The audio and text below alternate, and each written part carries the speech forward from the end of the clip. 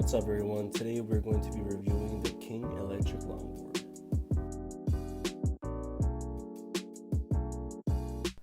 So straight off the bat, once you open the box, you get a nice little reminder that your product has been inspected and that you have the 1-year warranty with the manufacturer. So that's always nice to see. Now this product is being sold on Amazon under the brand name Kyng, but it looks like its manufacturer is actually Team G. Now Team G is actually a known skateboarding / longboard brand already, and one of their products is called the H5. It looks like the H5 and this board actually resemble a lot of the same specs and a lot of the same details. So there's nothing really flashy about the Kyng's box. It's kind of like a simple look, but once you open it, you can see they really packaged it pretty well, and the board came in looking brand new and everything looked intact. So the board was on Amazon for about $450 and the specs looked amazing. I was really hesitant about buying it at first because when I did a little bit more research on the Kyng brand, there wasn't really much to go off of. Upon further research, I found out that the H5 from the Team G and this board are actually pretty identical, and the manufacturer is Team G, so I decided to give it a shot. So upon first inspection, the board looks so nice and shiny, and I almost felt guilty about trying to give it a test drive, but the wheels and trucks felt really nice and strong and firm. The board didn't really have anything that showed any signs of like cheap material or anything. The only thing that did stick out to me though was the way the grip tape wasn't really wrapped around correctly. It kind of looked like it was kind of rushed. Everything else looked really good. You can clearly see where the power button and the charging port are located.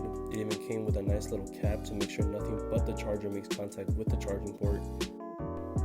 So the board is actually a dual motor board, racking up a total of 960 watts, and the motors are actually located within the wheels itself, so it's not taking up any more space than it should, and it's just a really clean look. Inside our accessory box, we have your basic T-tool just in case you need to tighten or loosen your trucks or maybe mess with your wheels a little bit. We also have a nose and tail guard just in case you want to keep your board nice and pretty. We find a micro USB cable that we are going to be using to charge the controller, a nice little accessory for lighting in case you need to add any lights in the dark for your board or anything. Then we find our actual remote control and some paperwork.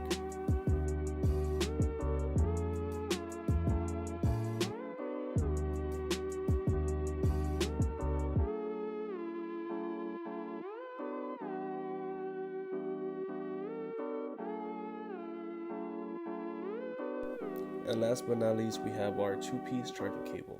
This thing is not big at all. You can easily fit in your book bag, maybe in your pocket if you're on the go.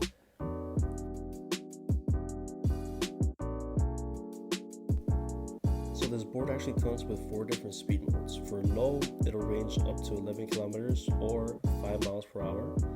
For medium, it'll be 24 kilometers or 11 miles per hour. And for high, it'll go up to 41 kilometers or 18 miles per hour. Or high plus, it'll be 41 kilometers, but it actually goes a little bit higher to 22 miles per hour. So this controller is actually pretty cool. On your left side of the screen, you will see a battery percentage for your controller, and on the right side, you'll see a battery percentage for your board. Below that, you're going to see a speedometer that shows you in total of kilometers how much distance you have gone. Then right under that, you'll see your speed gauge. So right now we're at 0 kilometers per hour. And this Kyng board does measure in kilometers per hour instead of miles per hour, but you can just transfer it to miles per hour if you really need to.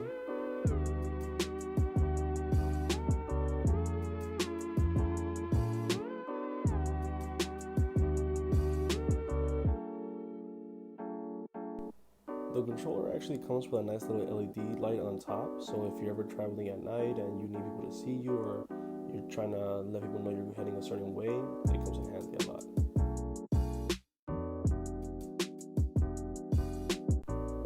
So when I was going through the pictures on Amazon, the board to me looked a lot bigger than it was when it came in. So I was going through the pictures thinking, wow, it's a pretty big board, it should fit perfectly for me.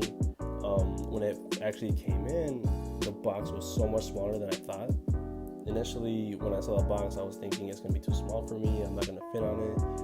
I'm 6'2" with a size 12 shoes, so one of my biggest concerns was, am I going to be able to ride it?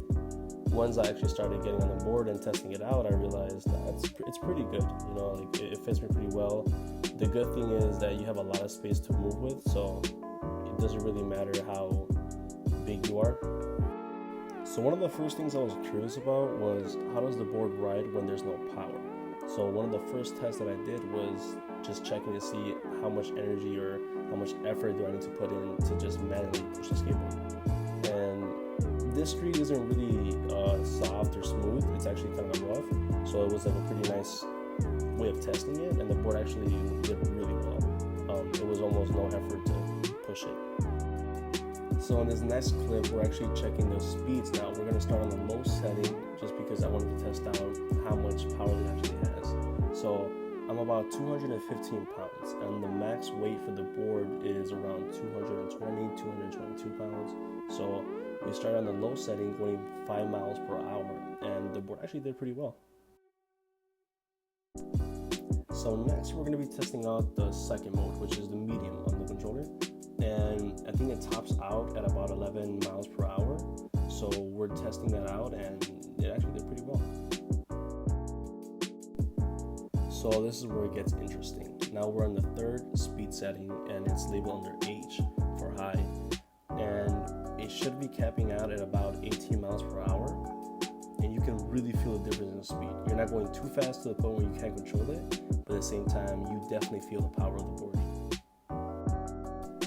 Now in this clip, we're also testing out the third speed mode, which is high, but I wanted to give you guys a real good experience of what it looks like and what it feels like. So pretty much I'm racing against my electric bike, which is a Swagtron EB5. Now this bike caps out at about 15 miles per hour, but it does have a better launch, and you can kind of see how I'm a lot bigger and heavier than my brother over there. He's about 160, I'm about 215 in pounds. So you can see kind of the difference. And then in the clip, he kind of cheated a little bit. He used a little kickoff, so he had a better launch than me.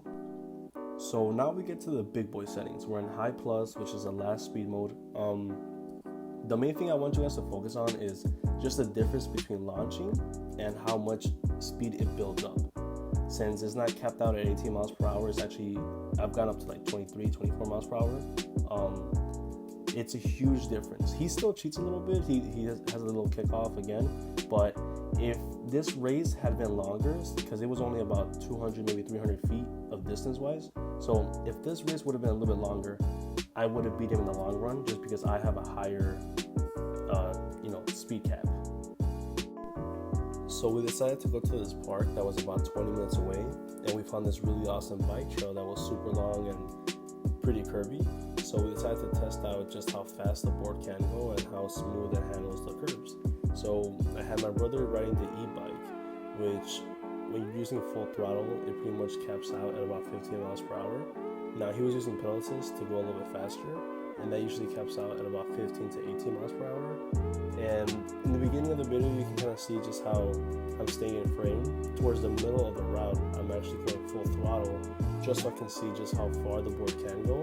And it actually made a pretty giant gap between the board and the bike. So the board was probably capping out at about 22 miles per hour. And if I were to rate this board out of 10, I would easily say it's around a 7. Just because it's not the best board out there, but it's definitely not in the bad category either. For $450, I don't think you're gonna find much better out there. The battery was really good, the power is really good, the ride is really good.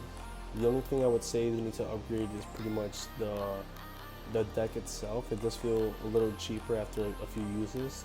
The grip tape was giving out from the tail a little bit.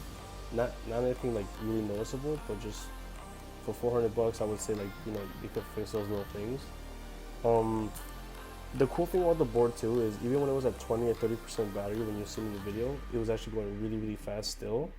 And when you're going downhill or using the brakes, it actually charges the battery up a little bit. So that's a really, really big plus.